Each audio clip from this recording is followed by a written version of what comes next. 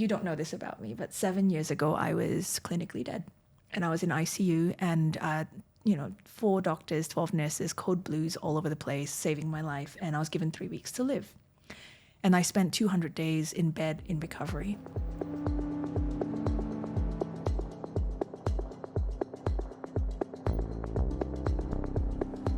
Meet Sharon, linguist, ex-professional dancer and survivor. After spending months fighting for her life, she's shaking up every room she enters and every stage she graces. Welcome back to another episode of Fast Brain Woman. I am Danny. And I'm Lorna. And we have got another wonderful guest for you today, another Fast Brain Woman. Hello, Fast Brain Lady. Hello, I am Sharon Pakir. I love it. So please tell me, Lorna, how did you meet this wonderful creature? We're trying to work out our origin story. It's not that simple. But there was a third party involved that introduced us and said, she's awesome, you're awesome, you should get together. And I think we did remotely, but actually it's occurring to me, we actually met in person for the first time last year. Yeah, we Instagram stalked each other for like 2 years. Yeah, exactly. So Instagram friends. Yeah. Okay, well, I like that. So can you just first tell us a little bit about yourself? Yes. And what it is that you do in this big wide world? Yep, so I'm an executive coach. I specialize in human behavior, particularly in the realms of leadership and corporate skills and communication. I'm a trained linguist. That's where my special interest comes from. And then I went on to now serve basically large corporates and multinationals in doing things like training and development, public speaking, contributing to their culture processes and things like that. So just a small task then? It just is, an it is. average job. Just You've got a cute yourself little there. cog in the machine. How did you get into that world? Well, like I said, I was a trained linguist, hated my linguistics degree, called my mum crying in my 4th year. Can I ask, there's no such thing as a stupid question, like what is linguistics? Yes. I'm glad you asked That's that. okay. Sorry, so linguistics is the back. study of language. Yeah. And it doesn't have to be languages. It just is language. How do people acquire language? How do we utilize language? How does it connect us and how does it disconnect us? Phonetics, phonology, the pronunciation, the enunciation. Semantics, what is the meaning of words, right? But then also what is the structure of language? And then in human discourse, sociolinguistics, how do we become social through language? So I did a linguistics degree. So interesting. And then I decided I didn't want to be a professor of linguistics, as you do. Because my mum was a professor of linguistics and she was a rock star, but I didn't want to do what she did. So I went on to do a business degree, a master's in business, and then I went on to work in corporate. And then after a few years of that, I went, you know what? I really want to help corporate, but not just my corporate. I want to help all the corporates. And so I created my service offering, which again ranges from leadership to linguistics to communication, all the human skills that we need to get by in this world. And I like to think I help people survive the machine. And I like to think I help make the machine a better machine. Aww, I like that too. Yeah, you take something that often people associate with being quite ugly and actually making it better. And that actually really aligns with my life purpose as well, because I'm very much like, let's make the world Better work the system. better. Exactly. I think everyone enters the workforce, even people who have a 30-year tenure in corporate, they still have never been taught formally what good looks like in terms of leadership, communication, and social skills, because we only know what we know as children. Then we go into the big bad world and they're like, so give someone feedback or have diplomacy or negotiate. And how are you meant to learn those skill sets? And there are techniques behind it. And I think that's what people don't realize. There is right and wrong. They are techniques. There is methodology, right? We've just never been taught them. So I love my job. I've been doing it for 15 years. And it's, I feel like I've also found a job that really suits my ludicrously fast brain. You've added that term on there. I'm living the dream, right? Yeah. I love watching your behind the scenes content. You know, you show the struggles, you show the amount of energy that goes into it, because a lot of people present their business as being sort of bulletproof. Yeah, exactly. And to see someone working as hard as you do gives me comfort and also fear, a healthy dose of fear of what it takes to really make it in your space, because it's a fantastic space. The work you do is incredible. But yeah, you bring the full picture to it, which is lovely. Well, you just said something that really, like I feel teary, right? Because, when you grow up with neurodiversity, one of the first things that people assume about you is that you're lazy. And it took years to to deconstruct that in my brain. And you just said to see the hard work that you do. And my literal first thing was, she thinks I work hard. And I do. Obviously I do. But you don't relate to that because you've always been called lazy your whole life, you know? And you're not lazy. You've just built a life that suits what you need. Yes. You know? And so I love that you said that. And then I love that I went, oh my gosh, be really aware of this feeling, Sharon, because you thought you unpacked that. Clearly not quite. Well, this is therapy, free therapy. Thank you. Our doors are always open. Therapizing each other. Yeah. This is what we're here for. I have a real bugbear. That word, like, even when other people say it about completely unrelated contextual things, it like, there's a visceral reaction. Yeah. And I don't know whether my dialogue, I wasn't necessarily hearing it so much from other people, but it was my own voice of laziness. Yeah. And that is very difficult to release, set free. One of the phrases that has haunted me was by someone in my family who loves me dearly, but he used to say to me, you show enterprise but lack discipline. And that was repeated to me throughout my childhood. Obviously, he was trying to pay me a compliment, and I take it as a compliment. I am enterprising. But yeah, the discipline piece is the piece, obviously, that a lot of us struggle with. And that comes associations with words like lazy. Well, I got sensitive a lot. I still do. And a few years ago, somebody said it to me, and I turned around and I said, you know, my sensitivity is what makes me really good at what I do. I can't be a good coach if I'm not sensitive. But also it makes me a really good sister and a really good friend and a really good wife and a really good mum. So don't ever use that as a negative again, because it is my superpower. But, you know, I talk about, in my courses, I often talk about trigger words, because shame is the number one shutdown emotion for any human, right? And now we know that shame literally triggers, the brain science shows us that shame triggers the same response as if we were in a room with actual danger. So you literally shut down your, you know, all the good stuff in there. Gone. And there's so much, right? The rejection sensitivity dysphoria as well. That's it pokes you even in more painful places. Amplified with people with fast brains. Yes. But actual painful places, right? It's the same part of your brain that is also responsible for processing physical pain. Being jabbed. And that's why it is so like bone shaking, you know, visceral. And this is really dangerous concept that it's just words, right? And that words don't have the capacity to hurt because they're just words. But words are the first thing we teach a baby. You know, they are the most visceral way that we communicate. Yeah. It is the first thing we learn, and then people expect us to disregard them. You know, and that's why the trigger words piece is so big, right? If we can just avoid them, and this is what I try to bring into corporate culture, is let's avoid shame in corporate. Nobody showed up to work to hear things that make them feel actually like they're in danger or they're in physical pain. Yeah.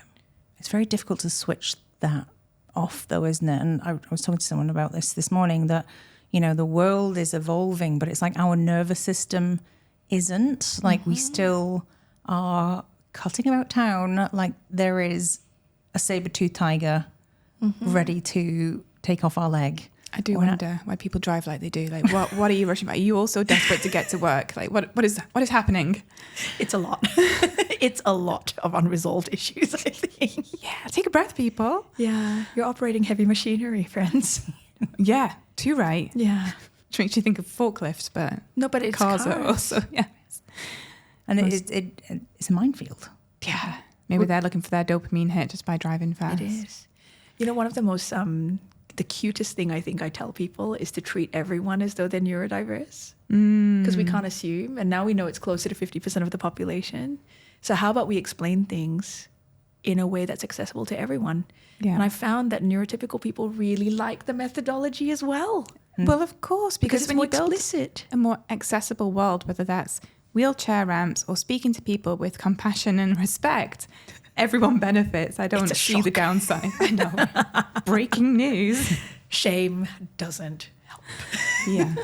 Well, you must be very busy in your line of work, because I know that a lot of people's anguish, neurodiverse or neurotypical, comes from the place that they work. And I think a lot of time, I don't know whether it's just a regional thing. And another thing I was speaking about very recently is how quick companies are to promote people, exactly like you were saying before, that do not have that skill set to lead, to nurture other human beings, and then you're stuck with them for sometimes 12 hours a day, depending on what you do for a job. And then they fall upwards. They continue to fall upwards, you know, because the wrong skill sets are being rewarded. And I will say that, how you said you must be very busy, right? I started doing this in 2010. And back in those days, in Australia and in Asia, companies would literally say to me, we want your communication skills workshop, or we want your leadership workshop, but take out the human part of it. Take out the empathy part of it. We don't want those as soft skills. We want people who are firm and assertive and concise and clear, but we don't care if they're human. And now in 2025, what I noticed was around 2017, there started being a shift. And I don't know what the shift was, but I suspect it was that dialogue around equality, dialogue around accessibility, dialogue around inclusion became really big. Companies couldn't ignore it anymore. And so more and more I find that companies are now saying, we want that stuff. And in fact, now I have companies that say, don't worry about the concise part of it. Get them to be effective in communication. Get them. And the number of requests I've had for feedback workshops, how to give feedback and how to receive feedback and understand it as a compass and a directional growth path rather than a hurtful thing, and how to reframe that. It's really heartening. It feels like we're on the cusp of something really wonderful. And what are the differences? I don't want to go too far down this rabbit hole, but you worked in Australia and you've brought a similar sort of setup to the UAE. Yeah. Where does the linguistics and the culture piece of this, nationality culture fit into all of the work you do? I think that the beautiful thing about human behavior is that it transcends ethnicities, nationalities, and culture, right? Human behavior is human behavior. It doesn't change. Most people, no matter what culture they come from, will react the same way to shame. Most people, no matter what culture they come from, have an ego. 99% of people will respond pretty much the same way to those triggers. But the triggers must be different in terms of what makes people feel shame. Yeah, so there's many sociological frameworks you can use to figure out how someone's going to react more so than someone from another culture. But instead of thinking of it culturally, I think of it sociologically. Because someone who was raised, like, for example, I'm half Chinese, and you can make a monolith of Chinese people and say, well, in Chinese culture, right? But China is 1.2 billion people, 1.5 now. You cannot possibly say that they all are a monolith, right? I'm also half Indian. There are more Indian languages than there are pretty much languages in the rest of the world. We can't make a monolith of any ethnicity or culture. And so rather than think of it as culturally from ethnicity or from nationality or from demographic or age group, I like to think of it as human sociology, right? It sits above that. So if we can sort of see, yes, some people are going to have certain propensities, but it's got nothing to do with their ethnic or nationality background. It's got more to do with the context that they were raised in and what was appropriate and what was not appropriate. Yes. And when you can figure that out, you can pretty much gauge what the response is going to be, if that makes sense. Yeah. Yeah. Let's talk about appropriateness, because I think appropriate and inappropriate behavior is something that we struggle with as people with ADHD from being a child. Where in your journey did you realize that, this was part of who you were, and what sort of messages did you receive along the way? So I grew up in Singapore, and I don't know what you've heard about the Singapore education system, but it is a rigid and robust one. Very privileged to have had that education. And I think it's helped me a lot in life, but it was not one way you could be different. And every single report card I ever received back was Sharon has lots of potential. She does not live up to that potential, right? And I never had behavioral problems, but I was so sensitive. I mean, I could feel the energy change if someone just walked into the room. And I was also very quiet, which you would never know now. Let's just pretend you believe that for a second.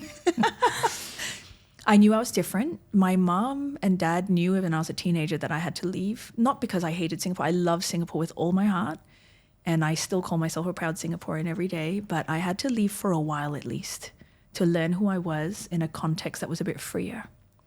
And I did. I went to Australia when I was 19 to study. I did my first degree, did my second degree, and in the middle of that, I think I realized something's very wrong because I no longer had the rigid structures around me to guide me and to help me succeed.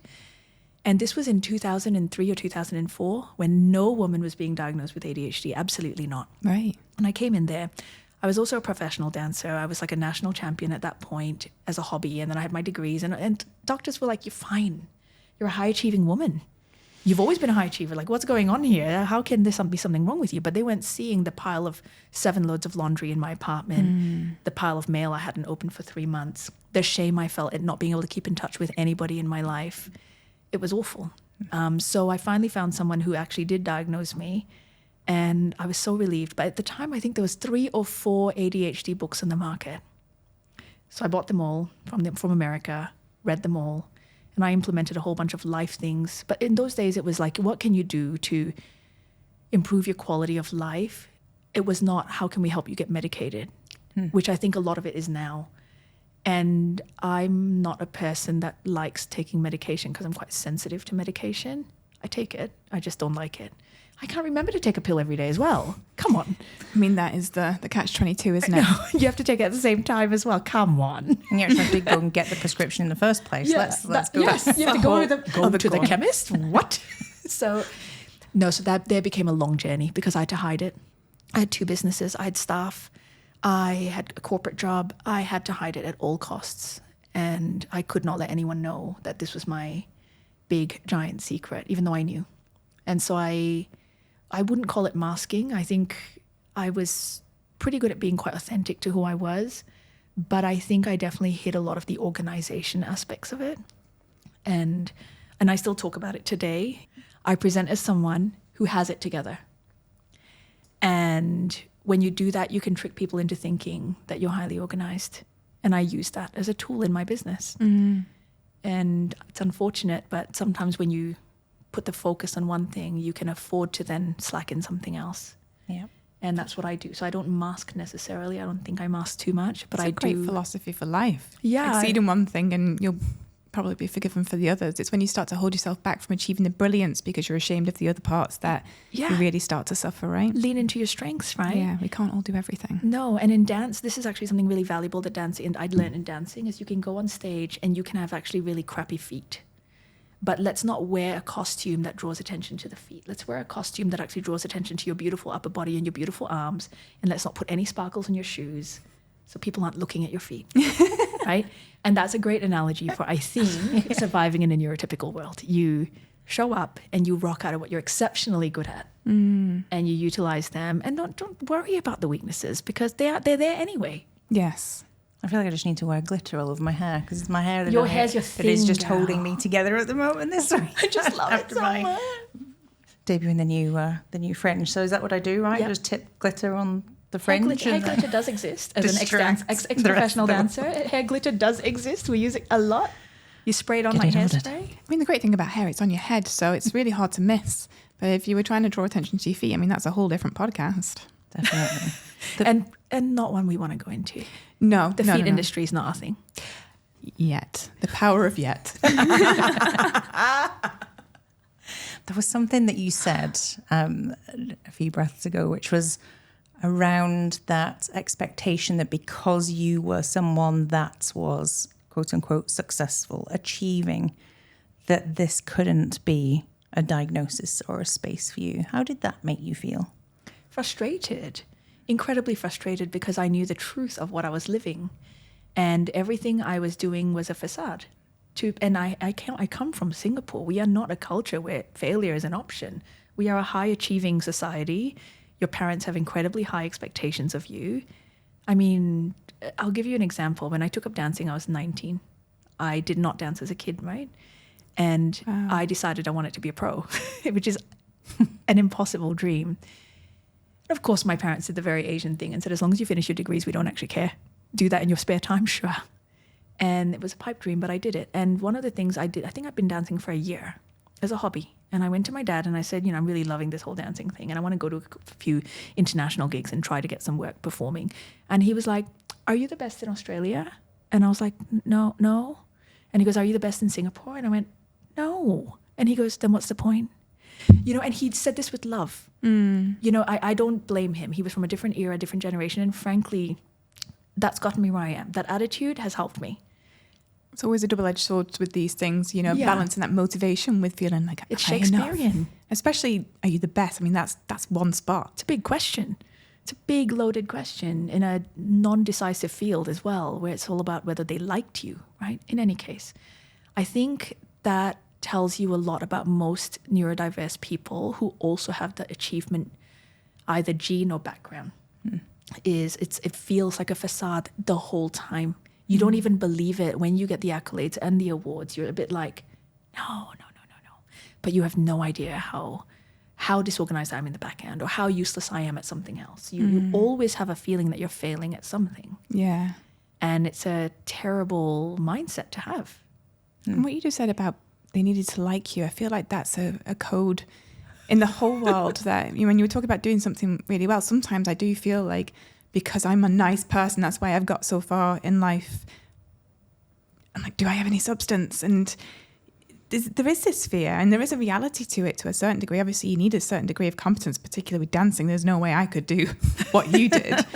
Let's try it one day then, no? Yes, let's do it. Oh, yeah. I mean, I'm up for anything for at least 2 times. Mastery is not in my vocabulary. I'm like, let's sample life and then run away. So, I mean, I'm not dancing with her. She sounds really good. But then you said this thing, right? You said mastery is not in your vocabulary, but that's not the truth. Getting called out, Lorna. Come on. I am. That's not the truth. We are all masters of something. And do you make the best scrambled eggs? Are you amazing in your work? Are you a big believer in culture transformation? Those are all mastery things. I mean, when it comes to belief, I have a very strong sense of justice, particularly in the workplace. So belief, I've got buckets of. But see, this is where we talked about being a career limiting podcast. I'm digging myself in a hole now. I hope no one who wants to employ me is watching this right now. I'm great at what I do. I witnessed your brilliance yesterday. So I was chatting to Lorna at 5:29. 5:30. Know what you're going to say. And Lorna was horizontal. I don't know. We like... I was, on the bed like this. We were trying to have like a productive go through our to-do list kind of conversation. Then realizing there's a neurodivergent professionals Zoom call that Lorna's part of the panel of in less than 30 minutes. By this point, I've just managed to go and get myself water. And Lorna comes back head to toe in sequins, the most amazing earrings. Like she's literally just stepped onto a catwalk. And if I don't know what mastery is... I mean, if it's changing outfits quickly, that is my superpower. There we go. But a lot of people get frozen, right? So what someone else might have in executive function, we might have in alacrity. What someone else might have in manual processing, we might have alacrity, speed, velocity. We're learning a lot and the today. ability to react, know. right? What someone might have more than us in manual processes, we have more in gut instinct and decision making. What someone might have in getting through long, mundane tasks, we have an agility and the ability to change and flip around. Yes. And a lack of rigidity. Yes. So you've got to, I think it took me years, right? Executive function is really the thing that holds me back still now. And I think it took me a few years to realize that my lack of executive function allows me to be so many things that a lot of people aren't in a really positive way. Because, for example, it doesn't bother me.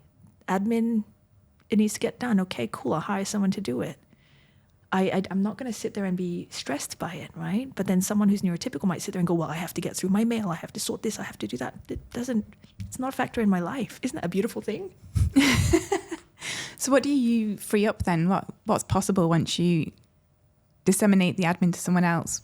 What are the things you love focusing on? I love life.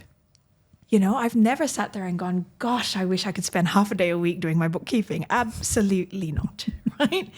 And I think, look at the smile on my face right now. What happens when you free up admin? Joy.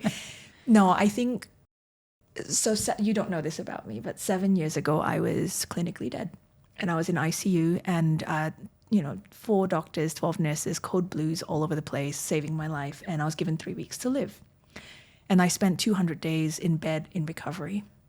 Wow. And I already had worked through a lot of this stuff by that point. I'd known I was ADHD for about 13 years. And, I was living a life where I had high self-esteem. I was acknowledging my understanding of what I was and what I wasn't. And I was good with it. I was fine. I was used to disappointing people as well. So I was like, oh, well, this is who I am now. What a great quality to have. Well, yes. I'll aspire to more of that. And as a segue, I don't look like anyone. I'm really culturally ambiguous, right? Which means I've never fit in. I've never, ever blended in. So you're kind of like, well, I'm unique. Stay on the train. Yeah. But in that time that I was lying in bed, I mean, that's a long time to sit with your thoughts and a long time to think about who you want to be given you've been given a second chance at life. And one thing I became determined to do, and I was already really high self-esteemed, like I said, but I just went, I'm not the most powerful version of myself when I don't love myself completely. And if I'm looking at myself in the mirror and I look haggard and I have no energy, I have nothing to give anyone in this world, I can't even be nice to anyone. I don't have energy to literally text someone. I was laying.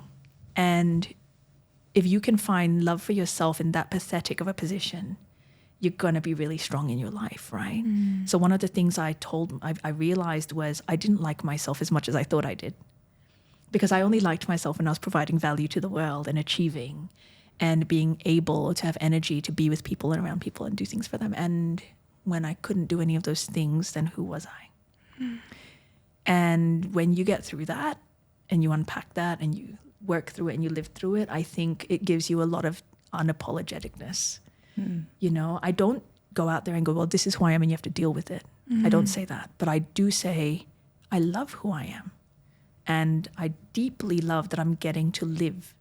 And so if I get to live, I might as well have the best shot at it, because life is short. And it's not a given that we wake up tomorrow morning. We're going to take just a quick ADHD-friendly pause.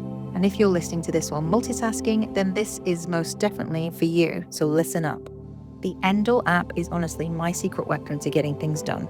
It's a sound wellness app that creates these personalized soundscapes designed to help your brain do what it's meant to be doing in that moment. I use it every single day, and whether I'm locking in, focusing, or just wanting to fall asleep at a human hour, it's Endel that gets me there. These guys are such big supporters of the ADHD community, and they're giving you a whole month to try it for free. So you can find the link in the description, or send us a DM wherever on our socials if you can't find it, and we will send it to you. And if you got distracted along the way, even during this little short break, we have gifted you a lovely 5-minute relaxing soundscape from Endel at the end of this episode. So stick around and enjoy. I think there's so much to unpack there, but liking who you are is obviously important. I think during people I've coached, and when I've been in coaching myself, there's always a point you hit, particularly with women, where we go, but I don't know who I am. How did you figure that out?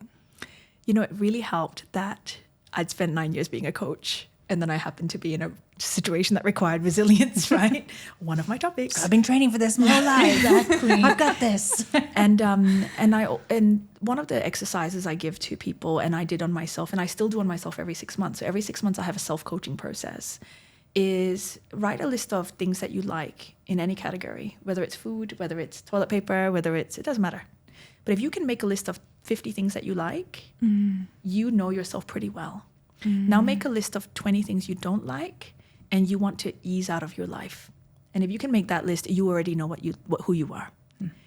And then come your values, your belief systems, your knowledge of how you react and respond in situations. I find that that's what a lot of people struggle with. They don't see the patterns of their behavior. So when you can break that down and go, you know what, when people treat me like this, I tend to respond like this. You don't have to like that response or accept that response. You can decide, I don't like that response, and change it, but you have to know it in order to change it, right? Yes. And then in some ways you might say, no, I like that about myself. I like that I respond that way when people are like this to me, and I love that I do this. And then you begin to, so when you know yourself, then you can like yourself, and then eventually you can trust yourself. Because if you see the patterns of your behavior and you understand who you are, then you can trust that you are who you say you are. Yes. And I think that's the thing, like when you say to someone, you're so kind, and they sit there going, am I?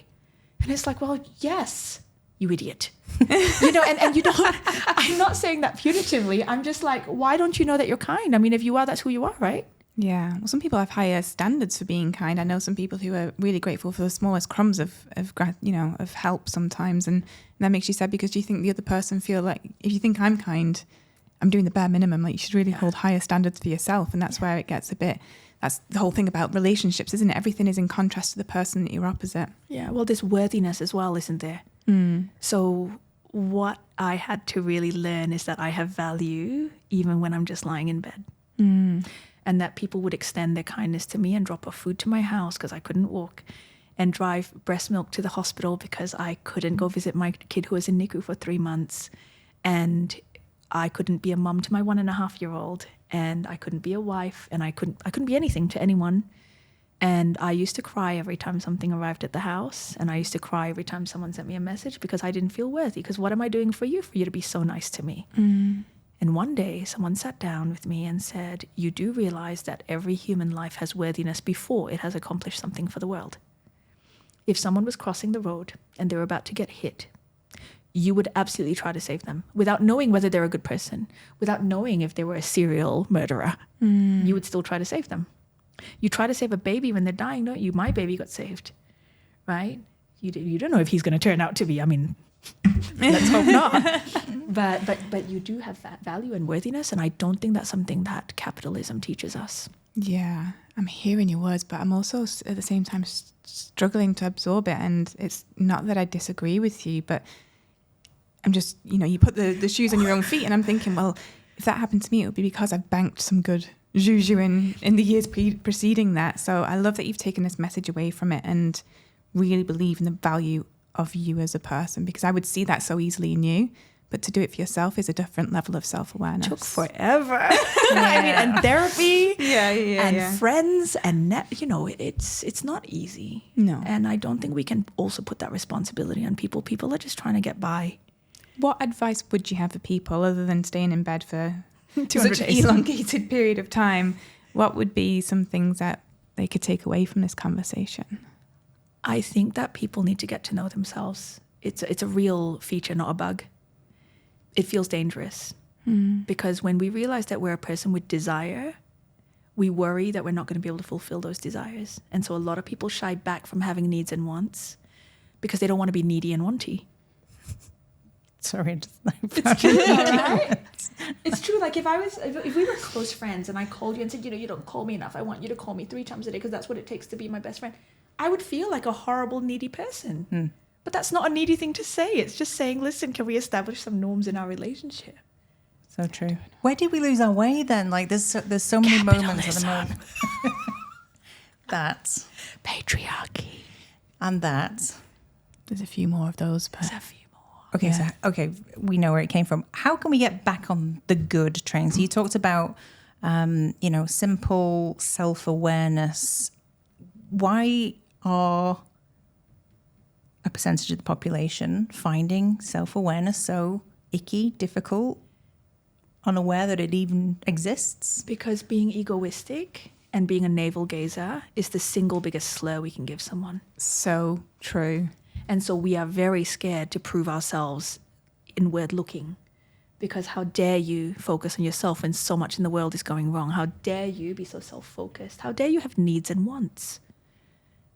And that so is hitting hard. Yeah. And so ultimately we try to please the people around us, and we do that from birth. Children will clap if you clap. If you smile at a baby, they smile. We mirror. And so when we are trying to mirror a society that does not inherently value us, we don't value ourselves. And so you're right, the self-awareness is such a linchpin, and I love that you're a believer of that, because that's how you end up providing such value in the world, by creating a podcast that's much needed, right? Because you understand that you have a gift. But the belief comes in peaks and troughs, like that's just life. Speaking. That's just life. Why? I don't want any more troughs. Yeah. I don't want any more freaking troughs. It's doing it even when you feel scared. And I think one of the reasons Danny sort of established fast brain women, and women particularly, and someone asked me this recently, why women? And I was like, I thought it was obvious. Also, why not? Well, was it a woman or a man that asked you that? It was a man, to be fair. Surprise! He genuinely didn't know. Right? And and I was like, well, a lot of women are later diagnosed, they present differently, we don't have any spaces for women. And also there's additional shame about standing out.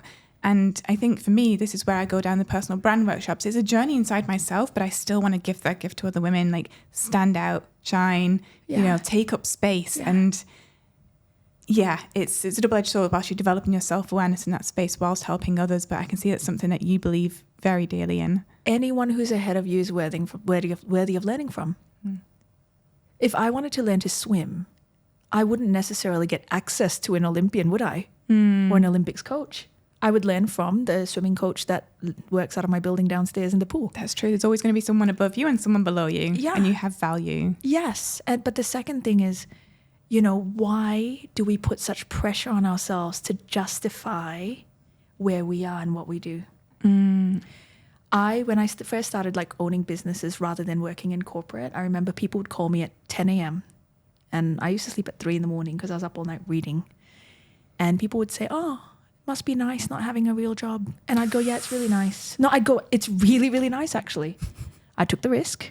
I left and I took the risk of not having a stable income. And guess what? It's really nice. It's really crappy sometimes. But today I slept in and that was really nice. And sometimes you can just agree with people. That's true. Like when this person said, why for women? My answer would have been, because. You're right. And I think sometimes there's a rush to be, if someone goes, oh, I really like that top you got. Oh, this old thing is it's not self-deprecation. Yes. Yeah. It's punching down on yourself, right? It's very attractive to other people because Schadenfreude. But I will say that, we don't have to justify ourselves. That was actually so when you said, is there a hack for someone who's looking to go down the path of stop justifying your existence or your decisions? No is a full If sentence. you do that, if you just change that about yourself, if you can just stop yourself from saying the self-deprecating thing or explaining yourself to people when they haven't asked, it is so powerful. And there is nothing more powerful than a woman who is unapologetic. Nothing. It's really sexy. Really sexy, right? Unapologetic is a word that's come up between us a lot as we've tried to develop what this is. It's a power that you step into. And the phrase I use to keep myself in check sometimes, having been chronically fawning, trying to be likable to everybody, is you're not my target audience. I saw it on a t-shirt. I want that t-shirt. I'm obsessed with this t-shirt. But maybe like a tattoo across my forearm would be better. Paul, it's a long word though. Yeah. So my business is called Invincible, right? And the reason it's called Invincible is not because I want everyone beating their chests, but because I want everyone to internally feel strong. Bulletproof. That's the word I get from it. Yeah. And I know I can handle anything that comes my way because I have the skill sets to do it. And being unapologetic is part of that. Like people say to me all the time, why this hair? And my answer is, I like it. No, I like it. And they go, have you had long hair? And I go, I had hair to my waist. And they go, how did you look? I go, gorgeous. I looked actually better with long hair. I can tell you that objectively. But I didn't like it. Yeah, it doesn't make you stand out from a crowd, does it? And then they say, does your husband like it? And I say, he hates it. But every time he says he hates it, it gets shorter. So, and that's the relationship we have. And that's great, right? And if our relationship was based on my looks, how sad would that be? Yes. How sad a relationship would that be? So I'm unapologetic. He knows who he married. Someone who makes vibrant decisions. He knew what he was getting himself into. Yeah. My husband always comments on my hair as well. He's like, you've been dyeing your hair pink, purple, green, blue forever, When are you going to grow out of it? And I'm like, never. No. Because this concept of growing up is also such a fallacy, isn't it? Adults don't do certain things. Adults do certain things. I'm so over it. What a lie. We're all 5-year-olds walking around in adult bodies. If I turned to you now and said, let's have ice cream.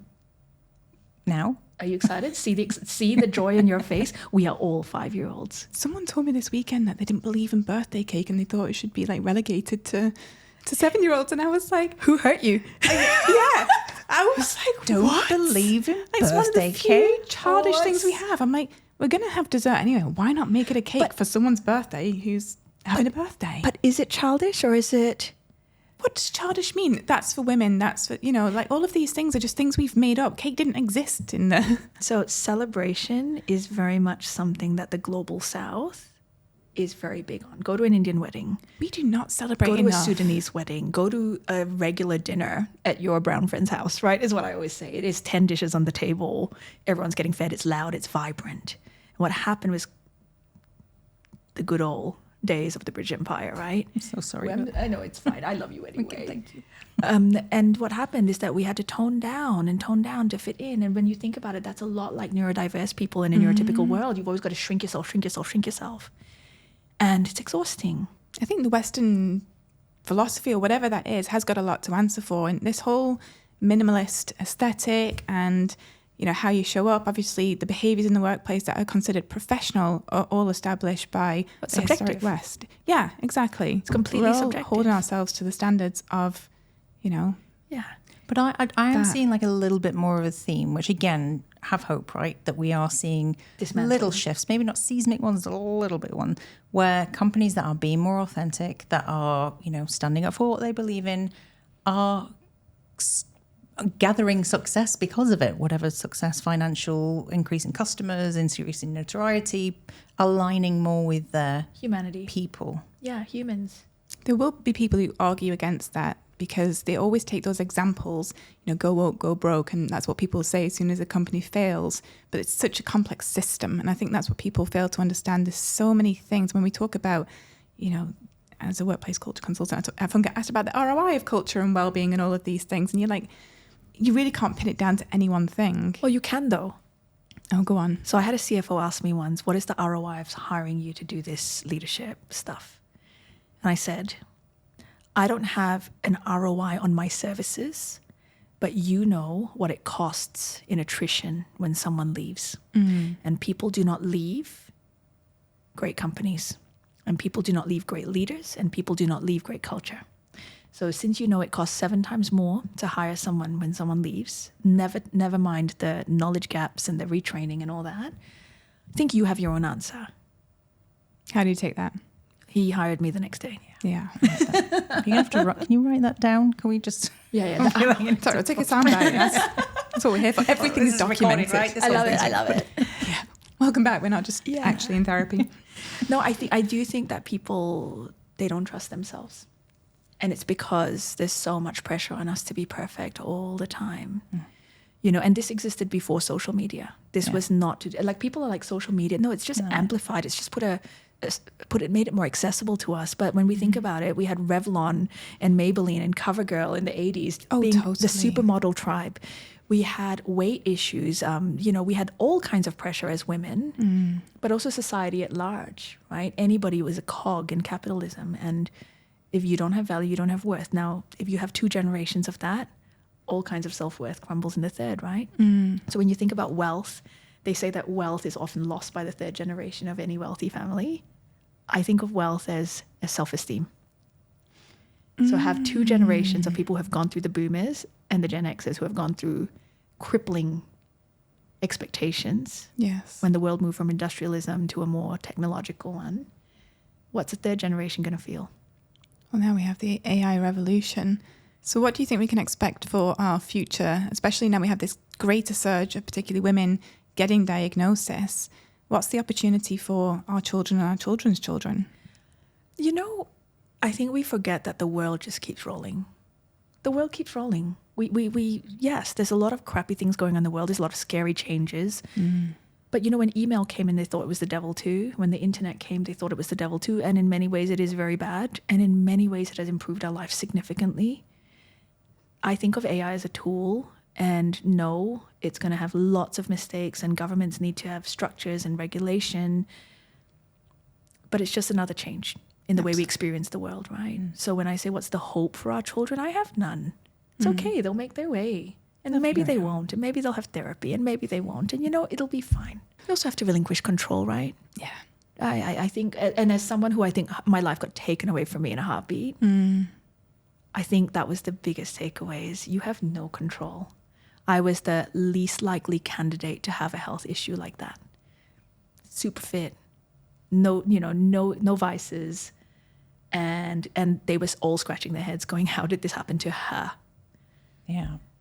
The rock bottom moment, I think, is what a lot of people are either waiting for to propel themselves up. And it's that almost, not bad enough. Still not bad enough, still not bad enough. And what are we waiting for? How can we redirect our, desire to be at the worst case scenario in order to get better? Like, how do we circumnavigate that? I don't know that people are consciously waiting for their rock bottom moment, but I certainly know there's a lot of inertia towards going towards their best moments. Very few people accomplish their big life goals.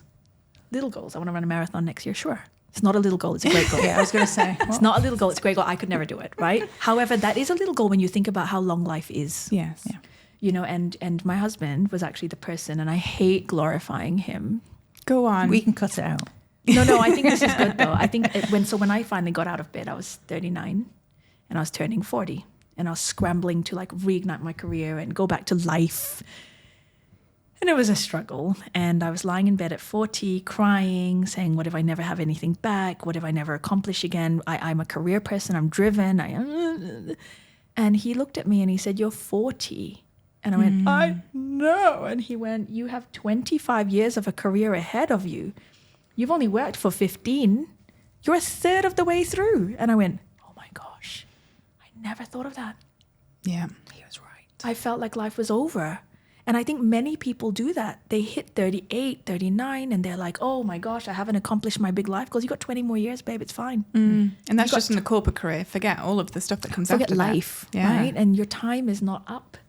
But also just be patient. Yeah. Yeah. And when you do a little bit of digging, the number of like role models, 40 plus role models that started something then that, you know, had failed many times before, that was when things came Shifted together. And whether it is when you hit that magic number, the Fs just leave the building. You do not have more of them to give. There's something pivotal about that point. Yeah. But also I think we glorify youth. Oh, absolutely. Well, in the olden days, you would never go to a 30-year-old and ask them for advice. You go to the village elder. You go to the sage, the witch doctor if you must, right? But you're going to someone with heaps of experience. And now we're all like Forbes 30 under 30 lists. Yes. And it's like, what do you know about life? Sure, you've made $1 million, but what do you know about life? And I say that I feel young as a 44-year-old. I feel like there's so much more to learn. Yeah, that's a great way to be, though, isn't it? That kind of open-mindedness to it. But you're not striking me as somebody, and I'm not taking away from your time that you were in hospital and out it, but you're not striking me as someone that would have ever given up or would have not amounted to greatness, because you're just giving me such a great energy. And I feel like I'm literally just sat here and learned so much. You're going to make me cry now. You don't need to cry. It's like it's I'm not a crier. But I feel like, you're on the cusp of something. But it's gratitude, because and this is the reason we started this podcast, right? For actual conversation. But we're learning every step of the way, and why we're actually passionate about not just bringing on psychiatrists and psychologists and talking about, rejection sensitivity on every single topic, because it's all of this stuff that you've talked about in between that is like, I feel like I could sit here for another 2 or 3 days. One of the reasons I was speaking to someone about this last night, she's going through diagnosis, and I think most people at that point come to the conclusion, all the things I thought were personality traits I share with other women who've got ADHD. And then you start to wonder, so where do I start and the ADHD stops? And I think through meeting other people who have some commonalities, but also so many differences, is where you start to find that. So I always say the power of community and the power of women is such an amazing thing. And that's where the conversation really brings a richness to the lived experience compared to anything that you could ever read. Yeah. I think people are allowed to like what they like. And I think we haven't been raised like that. Yeah. It's not stupid to not like a certain food or a certain texture or a certain speed of information. We're trying to keep them so focused on everybody else's needs, like you say, that you don't even notice what you do and don't like. That's been a big unlearning for me recently. Yeah. It's okay to have a preference. You don't have to blend into the wallpaper all the time. No, and I think we people are the experts of themselves, so allow them to be those experts, right? But that also helps you then learn to draw boundaries. So you know how I always say we're 5-year-olds walking around in adult bodies? We're all looking for permission. Yeah. Everyone's looking for permission. Is it okay if I put my bag here? Is it okay if I say, I don't like this? Is it okay if we go here instead? So for anyone listening, this is your sign. You have permission to go after the big hairy goals, to ask for what you need. Well, the world doesn't end. The world's not going to end. Yeah, I shaved my head and the world did not stop moving, much to my alarm and dismay. You are powerful. But why not powerful enough? I know. Sometimes it's like, nobody cares. And sometimes it's like, I lay in bed for 200 days and it was okay. It was okay. The world kept spinning. The world kept spinning. We are less important than we think. And on the other hand, we should be the most important thing to ourselves. Right? It's a dichotomy, but I think it's a hard balance. Yeah, we all need to live our main kind of character energy internally whilst providing community. Yes, externally. Exactly. Yeah. And I really do believe that is the path to queenhood. I've just had thoughts. Go on. What is in your handbag? So we asked Sharon to show us what was the most ADHD thing in her handbag. And this was not primed. We said it on the way in and she was like, I have got just the thing. So I'm very curious now to see what it is. So I only started doing this a couple of years ago. And this will show you exactly how hyper-focused I can be and also how forgetful I can be all in one. Do we need a drum roll? So I have a journal. That is one. Beautifully colourful. I don't journal. Gratitude journal, and I sometimes ask myself a reflective question, but actually it's because I don't remember what I did day to day. Henry the dragonfly. So there's just photos of every single day of my life, just photos and a word for what I did. Right? And the reason I have it is because I literally cannot remember what happened. Hold this up for the camera. So yeah, it's just that, and I don't mind if anyone sees it. This is like some kind of work of art. It's I've never seen anything so beautiful in my life. But the hyper focus this requires is, like, my husband's like, you learned how to letter because you wanted to journal. And I was like, yes, because I couldn't face myself if I didn't have a pretty journal. You know, so the level of hyper focus this requires. But what it has become is it sits in my bag because when I'm talking to people, I need to do something with my hands. Mm-hmm. So I might print some photos and be cutting them up whilst I'm talking to you. So it really doesn't take much time out of my day. I'm just doing it incidentally. In February, I had a bit of a burnout where I was like, I don't know why I'm so tired. I live a great life. I love my job. I love my work. I love my kids. I don't know why I'm so tired. And then I went through just January to where I was. And I was like, Sharon, you've led a pretty wild life for the last 7 weeks, man. And I couldn't remember. Evidence. I didn't remember. So this is my evidence, and it's what I need to stay sane, because if I don't have evidence, I don't believe myself. So we talked about self-trust. How can you trust a memory that doesn't work? Yeah. Things don't go from the short term to the long term memory often. Yeah. So this is what I do. I'm so inspired. My mind has fallen out of my skull. The simplicity. Yeah. I don't write every day.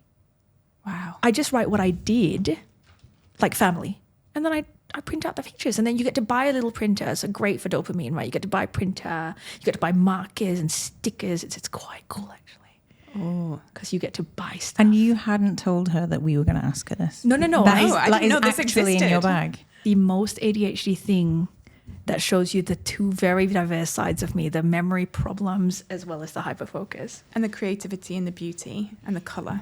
Yeah, the creation part of it, right?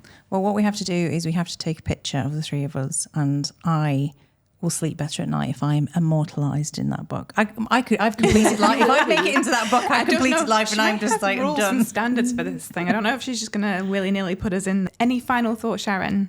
I just wanted to say that you're creating something really beautiful here. And I was so glad when you told me about it. And this 2 years ago was the first time I spoke about being neurodiverse in public. Wow. So I have pretended, I tell people I meet, but not immortalized forever on the World Wide Web. Social medias, right? Mm-hmm. And it started with a couple of corporate clients asking me to do talks. And then I had to trust that my corporate clients would continue to be my corporate clients if I talked about this really openly. And then we had a chuckle about how late I submitted my invoices, and it was all good. And then I spoke at my kids' school to kids and to teachers and parents, and now here. So thank you for giving me another growth path in the journey. You're helping other people along the way, and that's what it's all about. Sharing your own story empowers others. So thank you for joining us. I think so. Thank you so much for having me. Thank you so much for tuning in. We will connect all the links below for how to be able to make sure you follow. And I'm sure this isn't going to be the last time we meet. We're going to have to do some more stuff. I hope not. I would love to. Yeah, let's do it. Yeah. We'll see you in the next episode. Thank you. And that's a wrap. Thanks for hanging out with us today. Before you dive back into the chaos, we've got a 5-minute relaxing end-all soundscape to help you reset, unwind, or just stare into space guilt-free. If you loved this episode, it would mean the absolute world to us and also ease our rejection sensitivity. If you hit subscribe, share it with a fast-brain friend, or if you loved it, leave us a quick review. Take a breath, stay wild, and enjoy until the next episode of Fast Brain Women.